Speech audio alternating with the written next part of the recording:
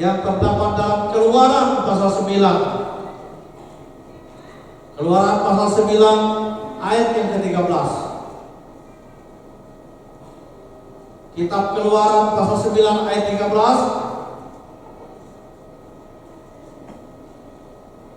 Berfirmanlah Tuhan kepada Musa, bangunlah pagi-pagi dan berdirilah menantikan Firaun dan katakan kepadanya, beginilah firman Tuhan Allah orang Ibrani, biarkanlah umatku pergi supaya mereka beribadah kepadaku. Demikianlah pembacaan firman Tuhan. Judul firman Tuhan kita pada minggu terakhir ini akan memasuki bulan misi minggu pertama bulan depan ialah biarkanlah umatku pergi. Biarkanlah umatku pergi. Kalimat ini Bapak Ibu kekasih Tuhan disampaikan oleh Musa dan Harun kepada Firaun yang mengandung makna atau bersejajaran dengan kalimat itu. Bila Firaun melakukannya, maka itulah dihentikan. Tetapi bila tidak melakukannya, penduduk Mesir beserta dengan istananya akan mengalami tulah demi tulah. Pertanyaannya, mengapa ada tulah di Mesir? Jawabannya tidak lain adalah karena Firaun melarang Israel beribadah kepada Tuhan Allah mereka. Itulah sebabnya mengapa ada tulah di sana. Lalu kemudian juga Firaun tidak mau mengakui keberadaan Allah yang Maha Kuasa. Itu bisa kita lihat pasal 5 ayat yang kedua berkata demikian. Tetapi Firaun berkata, siapakah Tuhan itu yang harus kudengarkan firman-Nya untuk membiarkan orang Israel pergi? Tidak kenal aku Tuhan itu, dan tidak juga aku akan membiarkan orang Israel pergi. Itu masalahnya. Ada tulah karena melarang orang Israel pergi untuk beribadah kepada Tuhan. Dan juga ia tidak mau mengenal, tidak mau mengakui keberadaan Allah yang Maha Kuasa. Itulah sebabnya tulah demi tulah diberikan atas orang Mesir. Tetapi Firaun tak percaya akan kuasa yang maha besar itu. Maka tulah air menjadi darah, katak, nyamuk, lalat pikat, penyakit sampar, penyakit menular, hujan batu, hujan es, sampai kepada puncaknya matinya semua anak sulung orang Mesir. Semua yang sulung, mulai dari hewan sampai kepada manusia. Sebenarnya Bapak Ibu, inilah gambaran daripada manusia di akhir zaman ini. Apa yang kurang dari Firaun ini? Ia sudah melihat banyak kebaikan Tuhan, bahkan kuasa Tuhan sudah dinyatakan melalui Musa dan Harun di depan matanya. Tetapi Firaun masih mengeraskan hatinya. Sebenarnya ini gambaran umat manusia hari ini. Sudah banyak mengalami kebaikan Tuhan dalam hidupnya. Tapi kebaikan Tuhan hanya dipandang sebelah mata. Kebaikan Tuhan itu tidak mendorong dia untuk bersyukur kepada Tuhan. Seharusnya Bapak Ibu yang sudah menerima kebaikan Tuhan, orang-orang itulah yang tahu berterima kasih. Saya memberi kepada Tuhan karena saya merasa kebaikan Tuhan. Kebaikan Tuhan itu yang mendorong saya untuk memberi kepada Tuhan. Itu doa Ibu Karina tadi kan? Kalau Bapak Ibu mendengar kan? Kalau orang berdoa itu kan kita dengar apa isi doanya kan? Jadi bukan sekedar kita hanya orang kita dengar saja.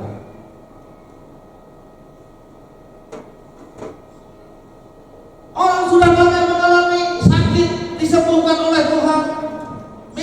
diberkati, gagal berhasil, putus harapan, Tuhan buka jalan kepada kita, namun tetap saja tak mau setia ke Tuhan, tetap saja mengeraskan hati, tidak mau taat kepadanya sampai akhir hidupnya, tetap saja mengeraskan hati, tetap saja menolak, tetap saja tidak mau percaya, tetap saja mengabaikan Tuhan dan memandang Tuhan sebelah matanya.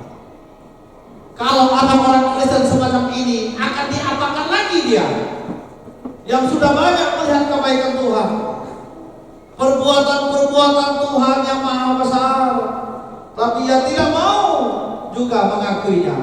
Mau diapakan lagi? Memang Tuhan panjang sabar Bapak Ibu, kasih setianya besar, tingginya tak dapat dinaiki. Kasih Tuhan dalam tak bisa kita selami.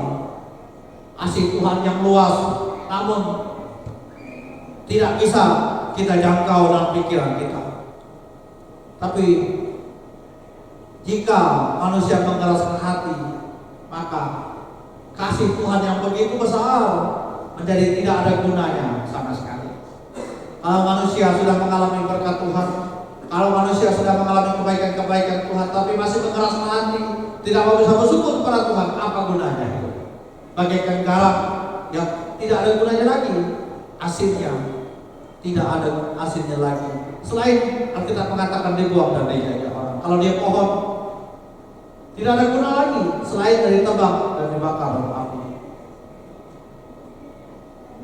Allah berkata kepada Musa, pergilah ke Mesir. Orang yang dulunya mau membunuh engkau sudah mati semuanya. Karena itu pergilah ke sana. Berkatalah kepada Firaun, biarkanlah umatku pergi agar mereka beribadah. Ini perkataan Allah kepada Musa dan Harun. Sekarang mari kita perhatikan, apa tujuan Allah meminta agar umatnya pergi dari Mesir? Tujuan yang pertama adalah agar umatnya beribadah dan mengkhususkan diri bagi Allah. Itu tujuannya. Agar umatnya beribadah dan mengkhususkan diri bagi Allah. Bapak Ibu kekasih Tuhan Yesus Kristus, bagi Allah, Ia sangat memperhatikan orang-orang yang beribadah. Ia sangat peduli atas ibadah-ibadah dan tata ibadah orang-orang percaya. Ia sangat perhatian atas ibadah-ibadah itu.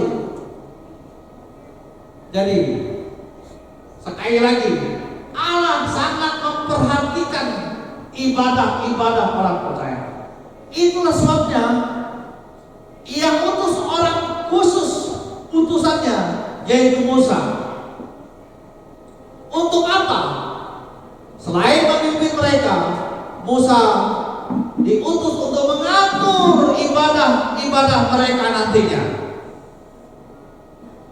Jadi orang-orang yang memimpin ibadah itu memang utusan Tuhan khusus. Siapa dia? Dalam soal ini Musa yang diutus oleh Tuhan Allah untuk kelak akan mengatur bangsa Israel bagaimana mereka harus beribadah kepada Tuhan.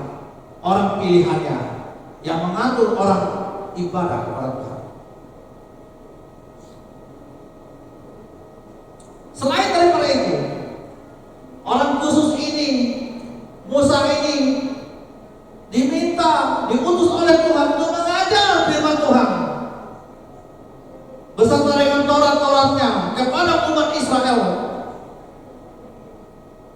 Bagi Allah, orang yang diutus itu bukan orang sembarangan, dia adalah orang pilihan. Orang pilihan itulah yang kelak akan memimpin umatnya dalam ibadah kepada Allah. Jadi orang-orang khusus dipilih oleh Tuhan secara khusus untuk memimpin warga gereja, memimpin orang-orang percaya, untuk memimpin ibadah yang benar benar kepada Tuhan, upacara ibadahnya itu orang-orang khusus dipilih, dan Musa bukan berhenti di situ Bapak Ibu. Allah memakai Musa agar mengajar orang dengan benar dengan segala firman-firmannya. Jadi itu maksudnya. Maka dikhususkanlah orang-orang khusus untuk apa? Mengajar kebenaran-kebenaran firman dengan sebenar-benarnya. Memberitahu dosa, memberitahu yang salah, membawa orang dalam kebenaran, pulihkan, ampuni dosa. Itu pengajaran-pengajaran. Siapa yang mengampuni, siapa yang memulihkan, itu adalah Tuhan Allah yang Maha Besar. Dengan ajaran yang benarlah, maka umatnya dapat beribadah dengan benar. Maka bersyukur betul Bapak Ibu kalau Bapak Ibu menjumpai ada seorang hamba Tuhan yang mau mengajarkan firman Tuhan dengan sebenar-benarnya, karena dia sedang diutus oleh Allah untuk mengajar firman Tuhan dengan benar. Akan apa? Dengan pengajaran yang benar, maka orang pun bisa beribadah kepada Tuhan dengan benar. Syukur kepada Tuhan. Mengapa orang beribadah tidak dirasakan manfaatnya? Karena di dalam ibadah kurang pengajaran yang benar, maka orang pun tidak merasakan manfaatnya dalam ibadah itu. Kalau pengajarannya sudah benar, tapi orang tidak mau menerimanya, itu masalah. Sudah benar pengajarannya, sudah benar firman Tuhan, tetapi masih banyak orang yang ikut ibadah yang tegar tentu hatinya, yang tidak mau menerima pengajaran dengan benar. Masih banyak di sana sini dijumpai, dan itulah lambang orang Mesir, Firaun beserta dengan rakyatnya. Sudah benar firman yang disampaikan Musa, tapi Firaun masih tegar tentu mengarahkan hati. Jadi banyak orang yang tidak merasakan manfaat ibadahnya karena pengajaran di dalam ibadah tidak menuntut orang menjadi penyembah dan ibadah sejati. Walaupun sudah ada pengajaran yang benar dalam gereja, tapi masih banyak orang yang tidak merasakan manfaatnya karena dia tidak mau mendengar firman Tuhan dengan baik. Karena matanya ada tapi tak mau melihat, telinga ada tapi tertutup, hatinya ada tapi sudah membatu. Ini masalah. Mengapa orang tidak merasakan manfaat dalam ibadahnya? Syukur kepada Tuhan kalau masih ada suara-suara kebenaran di mimbar hari ini yang mengajarkan kebenaran firman Tuhan. Supaya apa? Supaya jemaatnya bisa beribadah kepada Tuhan dengan benar. Itu bekal kita menuju jalan keselamatan, pintu surga terbuka untuk sekalian. Ada satu kelak nanti Bapak Ibu tidak akan pernah menjumpai lagi dan tidak akan menjumpai lagi pengajaran-pengajaran sehat. Ada masanya. Orang tidak lagi berani menyampaikan firman Tuhan oleh karena situasi dan keadaan, oleh karena pengaruh. Syukur kepada Tuhan kalau masih hari ini Bapak Ibu menjumpai pengajaran-pengajaran itu, firman Tuhan yang akan menuntut Bapak Ibu. Biarlah generasi yang mendengar firman Tuhan dengan baik dan simpan di hati, generasi itulah yang akan diberkati oleh Tuhan. Bapak Ibu, tak pandang kita sekarang kedudukan kita tinggi atau rendah, miskin dan kaya, tapi kalau kita memperhatikan firman Tuhan dengan baik, pastilah janji Tuhan akan memberkati kita sekalian. Doa kami Bapak Ibu suatu kelak nanti diberkati oleh Tuhan. Hidup benar, anak cucu kita akan mengalami berkat. Anak cucu kita takut dengan Tuhan, anak cucu kita beribadah kepada Tuhan. Mereka lah generasi yang akan dipakai Tuhan di masa depan. Biarlah umatku pergi. Ini bukan Allah meminta izin kepada Firaun, bukan Bapak Ibu. Tetapi Allah hendak memberitahu kepada Firaun bahwa yang pertama, Israel bukan umatnya Firaun, bukan milik Firaun, tetapi Israel adalah umatnya Allah. Maka dia katakan, biarkanlah umatku itu bukan umatmu. Kalau dia umatku, biarkanlah dia pergi. Itu yang pertama. Yang kemudian Allah yang kedua hendak mengangkat harkat martabat moral Israel bahwa mereka bukan bangsa sembarangan, tetapi mereka adalah umat Allah, bapa leluhur mereka Abraham, Ishak dan Yakub. Betapa terburuknya bangsa Israel karena mereka hidup dalam penjajahan orang Mesir. Sekarang Tuhan Allah memakai Musa, mengutus Musa untuk mengangkat moral harkat martabat mereka kembali yang begitu hancur itu. Sama dengan saya, sama dengan Bapak Ibu sekalian. Kita orang Kristen adalah umat Allah perjanjian baru zaman modern ini. Walau kita bukan garis keturunannya langsung orang Israel, tetapi kita adalah Israel rohani yang dipilih Allah. Oleh karena pekabaran Injil yang dulu disampaikan dan kita menerima dengan baik pada hari ini. Jadi kita bersyukur sekali kalau Injil yang disampaikan dulu kepada orang tua kita, kepada pendahulu-pendahulu kita, lalu kita menerimanya dengan baik, kita simpan di hati kita percaya sekarang itu karena Injil yang pernah didengar oleh orang tua kita ajarkan kepada kita hari ini. Injil itu masuk di hati kita dan pernah tersimpan dan dilakukan. Kemudian kita ini adalah umatnya Allah Israel modern ini. Karena kita telah menyimpan Injil itu dan kita percaya kepada Allah. Jadi Bapak Ibu kasih Tuhan Yesus Kristus, kalau saya adalah umat Allah, kalau Bapak Ibu adalah umat Allah, maka saya harus mengabdikan diri kepada Dia, kepada Tuhan Allah itu. Karena saya adalah umatnya. Israel sangat terpuruk sejak matinya Yusuf. Orang Mesir tidak kenal lagi dengan Yusuf. Mereka sangat terpuruk hidup mereka. Harkat martabat mereka, moral mereka turun paling bawah. Akan tetapi Allah memberitahu Musa, mereka adalah umatku, itu kata Allah. Mereka adalah orang pilihanku, kata Tuhan kepada Musa. Keluhan mereka yang tertindas telah sampai kepada Allah. Dan Allah memakai Musa mengangkat mereka kembali. Harkat martabat mereka itu. Allah ingat akan mereka yang tertindas sampai kepada telinganya. Dan Allah ingat dan mau membebaskan mereka kembali. Apa yang kasih Tuhan? Dunia bisa mengangkat kita, itu hanya sementara sifatnya. Jika Allah memilih dan mengangkat kita orang yang berdosa ini menjadi umatnya, kita akan bersama dengan Dia selama-lamanya. Ia pasti ingat dengan kita, tidak memandang kita pemuda kah, remaja kah, ibu-ibu, kaum bapak, usia lanjut, tidak pandang semuanya itu. Bila kita percaya kepadanya, Dia akan mengangkat kita kembali bersama-sama dengan Dia. Dia akan ingat selalu siapa kita adalah. Itu yang pertama. Yang kedua, apa tujuannya? Allah memakai Musa dan memberitahu biarkanlah umatku pergi. Yang kedua adalah agar umatnya bebas dari perbudakan Mesir.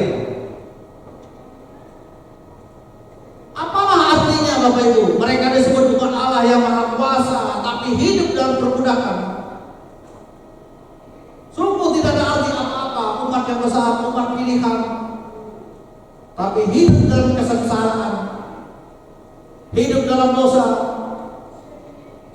Kalau orang percaya hari ini,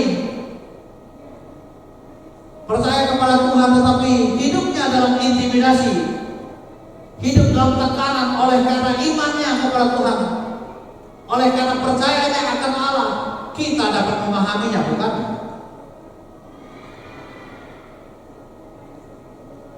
Akan tetapi, jika kita menjadi budak, menjadi pekerja paksa, pekerja rodi, banting tulang tanpa upah dan harapan, begitu sulitnya hidup kita, bukan? Bapak Ibu kasih Tuhan, kita memang sekarang tidak pernah merasakan menjadi budak, kerja paksa. Kita tidak pernah merasakannya. Tetapi orang tua kita dulu, nenek moyang kita dulu pada zaman penjajahan Jepang, hidup dalam penderitaan. Mereka kerja dengan paksaan, dengan sangat kejam oleh orang Jepang. Begitu menderitanya kita pada waktu itu, bukan orang-orang yang mendahului kita zaman itu. Akan tetapi Israel sangat menderita oleh karena perbudakan mereka di tanah Mesir.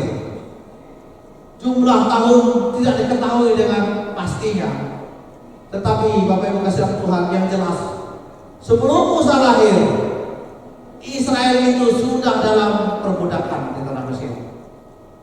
Sejak Yusuf mati dan kemudian sekian lama lahirlah Musa, orang Israel sudah hidup dalam perbudakan. Dari mana kita tahu?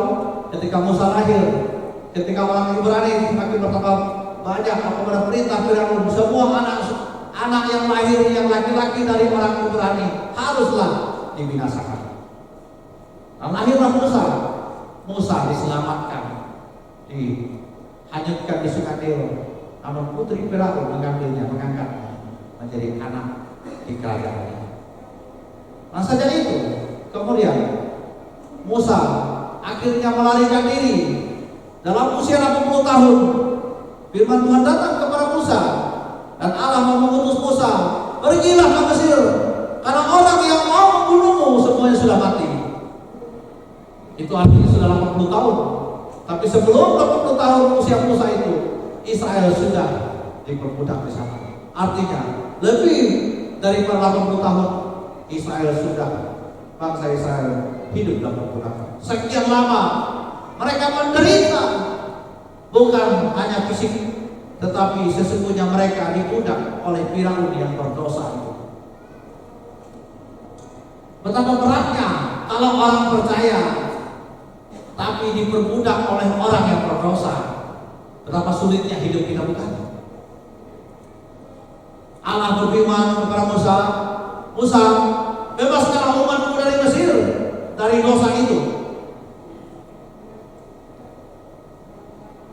Mereka sudah diikat dengan begitu dahsyatnya, begitu hebatnya ikatan dosa Firaun itu yang telah membuat kekerasan yang terjadi di dalam bangsa umat Israel.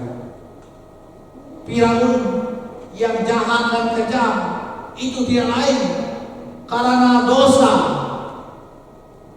tidak mengenal Allah. Itulah sebabnya ia menjadi jahat dan kejam. Bapak Ibu, kalau Firaun mengenal Allah, ia tidak akan melakukan kejahatan atas umat Allah. Kalau orang yang jahat mengenal Tuhan dan percaya kepadanya, ia tidak mungkin akan melakukan kejahatannya. Tetapi karena ia tidak mengenal Allah, karena hidup dosa, maka ia melakukan tipu daya kejahatan ada dalam hidupnya. Bagaimana dengan hidup manusia hari ini? Seandainya manusia melakukan yang jahat, apa yang terjadi di hidupnya? Itu karena dia tidak mengenal Allah. Walaupun dia orang Kristen, tapi tidak ada jaminan kalau dia sudah mengenal Allah. Israel menderita karena Firaun dan Mesir yang berdosa. Mereka jadi terdampak karena dosa, karena mereka diperbudak oleh dosa. Jadi betapa besar pengaruhnya orang yang berdosa itu terhadap umat pilihan Allah ini. Sebenarnya Bapak Ibu, ini panggilan kita orang percaya sekarang ini. Firaun sadar akan dosanya. Kemudian lalu apa? Lalu ia membiarkan umat Israel itu pergi. Setelah ia membiarkan umat itu Israel, setelah ia sadar, pergilah bangsa Israel dan berdampak besar sekali. Kepada siapa? Kepada Israel, kepada orang-orang Mesir dan kepada isi istananya. Firaun beserta dengan Mesir tidak lagi dihukum oleh Allah dengan tulah-tulahnya. Bukankah itu dampak besar? Ketika orang sadar akan dosanya, maka berdampak besar. Artinya negeri mereka aman dari tulah demi tulah yang diberikan oleh Allah kepada orang Mesir. Israel juga bebas dari belenggu penderitaan. Seandainya kita dapat memikirkan ini, pekerjaan Tuhan seperti begini, maka betapa besar dampaknya. Kalau ada kampung A yang percaya kepada Tuhan, seisi kampung itu, seisi dusun, seisi desa itu yang beribadah kepada Tuhan, gereja dibangun, orang-orangnya menjadi baik benar beribadah kepada Tuhan, betapa diberkatinya kampung itu, bukan?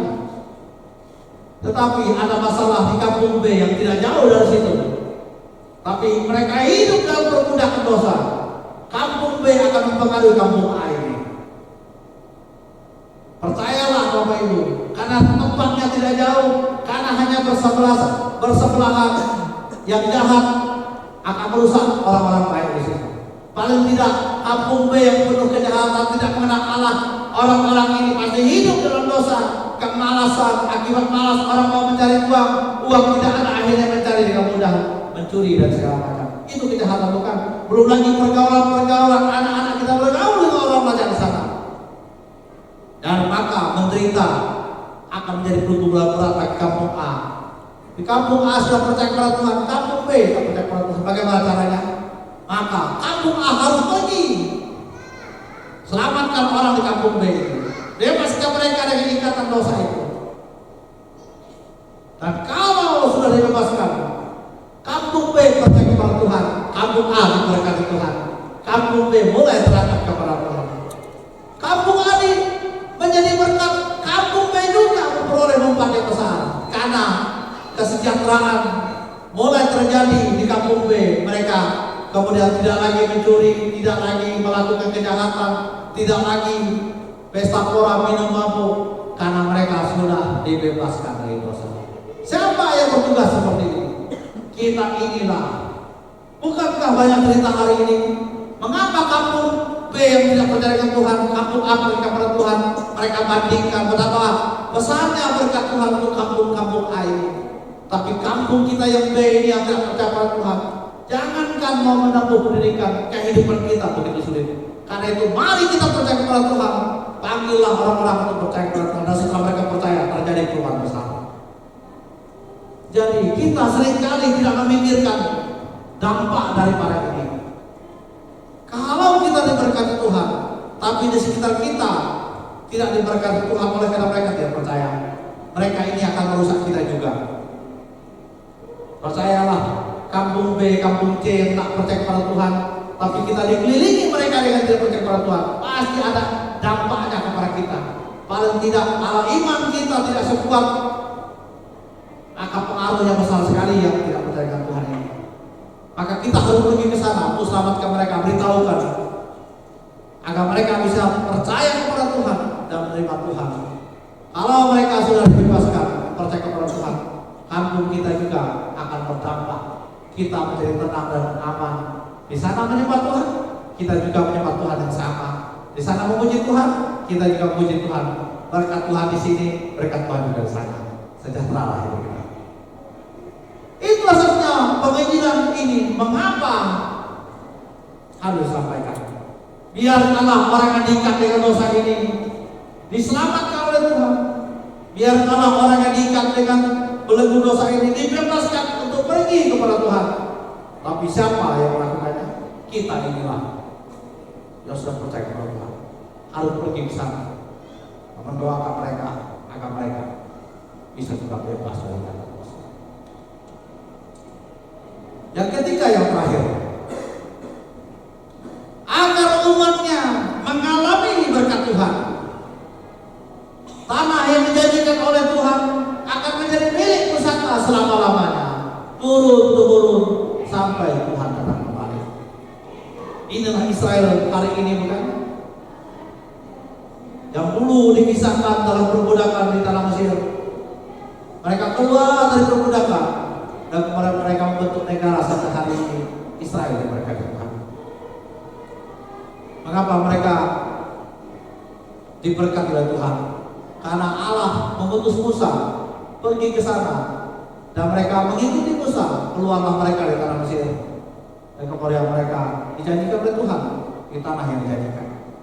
Kalau mereka tidak mau keluar dari tanah Mesir, bagaimanakah berkat Tuhan jadi itu diberikan? Kalau tidak ada Musa yang diutus, bagaimanakah berita kebebasan itu disampaikan? Maka bersyukurlah kepada Tuhan, Bapak Ibu. Kalau masih ada suara-suara kebebasan, suara-suara kebenaran disampaikan, karena sebenarnya ia sedang diutus oleh Tuhan untuk menyampaikan suatu kebenaran kepadanya, untuk belenggu dosa dibebaskan, ikatan kejahatan, ikatan iblis dan setan dibebaskan, dengan tujuan Allah mau memberkati kita. Sebab ada suatu masa nanti kita akan tidak lagi mendengar kebenaran-kebenaran yang baik lagi. Mungkin Bapak Ibu membaca waktu zaman ini di kapal ini bisa dibaca. Kita sudah baru saja menyaksikan pembukaan oleh Bujade yang meliaran mata orang melihat di Paris itu apa yang terjadi. Bapak Ibu melihat apa yang terjadi di sana, pemujaan kepada setan, penghinaan kepada Tuhan, pengagungan kepada LGBT, luar biasa di kota Prancis ini. Orang tidak lagi menghormati Tuhan. Kita kenal dulu abad 19, abad 20, apa yang tidak dikenal dengan bangsa Eropa. Mereka lah yang membawa Injil ke seluruh dunia. Tapi mereka berganti masa, pemimpin, orang-orang yang dulu dipakai Tuhan dengan suara yang lantang memberitakan Injil, mereka sudah tidak ada. Maka muncullah generasi-generasi baru yang tidak lagi mendengar amal Tuhan, tak lagi berani menyampaikan firman Tuhan. Muncullah generasi yang tidak takut dengan Tuhan. Saat itulah orang tidak lagi mengenal Tuhan dan tidak lagi percaya kepada Tuhan. Dan ini yang terjadi di Eropa. Syukurlah Bapak Ibu kalau masih ada suara kebenaran masih disampaikan di mimbar. Tapi satu kelak Bapak Ibu tidak akan lagi mendengar berita kebenaran yang tegas dan lugas itu. Akan berganti masanya, di mana orang tidak lagi akan mendengar firman yang sesungguhnya. Karena banyak faktor, ada hamba Tuhan yang tak berani menyampaikan firman Tuhan dengan baik, ada hamba Tuhan yang tak berani menegur dosa karena takut jemaatnya tidak kasih persembahan. Orang lebih takut kepada manusia, banyak hamba Tuhan lebih takut kepada jemaatnya daripada dia takut kepada Tuhan. Berita kebenaran memang tidak enak didengar oleh manusia, tapi saya memilih untuk menyenangkan Tuhan daripada menyenangkan manusia. Itulah panggilan hidup saya. Walaupun banyak orang tidak mau mendengar, tapi suara lantang akan saya sampaikan sampai pagi. Untuk apa? Agar umatnya mengalami berkat Tuhan di masa yang akan datang. Maka kirimlah Musa. Musa lah yang berani bayar harga, walaupun yang memimpin tidak segampang memimpin yang dibayangkan. Tapi Musa telah menjadi abdi Allah yang Maha Kuasa. Ia berkenan kepada Tuhan dan Musa sampai hari ini dikenal oleh Israel. Bapak Ibu kasih Tuhan, kita akan hidup suatu kala nanti di masa yang tidak pernah kita tahu akan masa akan berakhir, suatu masa di mana firman menjadi lemah, gereja akan bertambah lemah, generasi-generasi akan terhilang di dalam Tuhan, penginjil jadi tidak berani memberitakan Injil karena banyak masalah faktor dalam kehidupan gereja. Syukur kepada Tuhan, Allah memanggil kita untuk menjadi berkat. Allah mau membawa kita keluar dari belenggu dosa. Bebaskanlah hidup kita. Dosa kita mungkin tidak lagi membunuh, dosa kita tidak lagi mencuri, kita tidak melakukan kejahatan, tapi sebenarnya kehidupan kita seringkali tidak memuliakan nama Tuhan. Kita tidak taat kepada Tuhan, kita tidak mau setia dengan Tuhan, kita acuh tak acuh kepada Tuhan. Sebenarnya itu hidup kita tidak memuliakan Tuhan.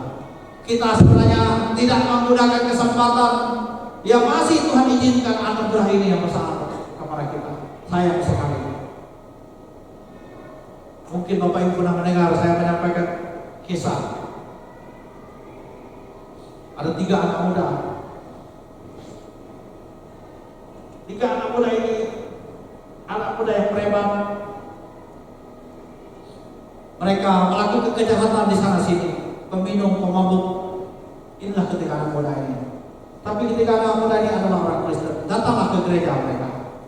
Malam itu adalah malam kebaktian pemuda, di mana pendeta berkhotbah berapi-api untuk mengajak pemuda datang kepada Tuhan, kembali kepada Tuhan. Ketika anak muda ini datang ke gereja bukan ke ibadah, tapi hanya untuk mengacau gereja saja, mengacau suasana ibadah. Mereka duduk paling belakang sekali, tapi mereka buat keonaran di sana, mengejek-ejek pendeta yang sedang menyampaikan firman Tuhan. Waktu pendeta berkata, "Hai anak muda, engkau yang di belakang, engkau yang ada di sana, mau datang kepada Tuhan, mari maju ke depan ini. Aku mau berdoa untukmu, keselamatan terjadi kepadamu." Itulah anugerah besar untuk ketika anak muda ini. Tetapi ketika anak muda ini tidak ada yang sangat peduli, tapi ada satu yang mau mendengar firman Tuhan itu, lalu kemudian dia tersenyum hatinya. Kemudian dia mau maju ke depan, tapi 2 orang temannya itu menarik tangannya untuk duduk kembali. Jangan maju ke depan. Bapak Ibu kasih Tuhan. Akhirnya temannya ini pun tidak jadi maju ke depan, lalu minta di belakang. Singkat cerita, belum ibadah selesai, pulanglah ketika anak muda ini. Tapi mereka buat keonaran di sekeliling gereja itu. Setelah puas dengan membawa kendaraan mereka, keluarlah mereka ke jalan raya. Mereka dengan mabuk, tidak sadarkan diri, kurang sadarkan diri mereka. Mereka sedang berada di jalan di lintasan kereta api. Dan ketika itu hal yang sama, kereta api lewat melindas mereka, mati binasalah mereka. Berita tersiar kepada pemuda yang mendengar, baru mereka tahu bahwa mereka yang terlindas kereta api itu adalah mereka yang sedang datang di gereja tadi. Tetapi mereka hanya datang bukan untuk ibadah, tapi untuk mencari masalah di sana. Sebenarnya anugerah itu sudah diberikan kepada mereka bertiga ini. Dan anugerah paling besar kepada yang satu ini tadi, yang sudah maju ke depan tapi ditarik tangannya untuk duduk kembali. Tuhan masih membuka pintu kasih-Nya. Mengapa waktu mereka mengolok-olok, waktu seketika di belakang itu tidak langsung dihukum Tuhan? Karena Tuhan masih beri kesempatan untuk mendengar firman Tuhan dengan tuntas, dengan habis, dengan selesai. Setelah itu datanglah kepada Tuhan. Itulah anugerah Tuhan terakhir untuk mereka. Tapi mereka mengeraskan hati, mati binasa mereka. Apa yang kasih Tuhan? Percayalah anak-anak muda, remaja, bapak-bapak, ibu-ibu yang saya kasih Tuhan. Ada suatu kelak nanti, bapak ibu tidak akan mendengar perkataan-perkataan dari hamba-Nya ini. Yang tugas, yang legas, mungkin bapak ibu banyak tidak menyukai firman Tuhan, yang menegur dosa. Suatu kelak nanti tidak mendengarnya lagi. Tapi kalau bapak ibu, anak-anak muda simpan di hati, berkat Tuhan akan terus hidup bersama dengan bapak ibu. Tuhan katakan, pergilah, tinggal di sana beribadah kepadaku. Aku akan menjadikan engkau umatku. Tapi dengarlah Musa ini. Apa yang dia katakan dia? Dengarlah dia. Dan ketahuilah aku akan menjadi Allahmu. Aku akan menjadi Tuhan. Tapi dengarlah dia. Karena dia sedang mengutus untuk pekabalan Injil ini.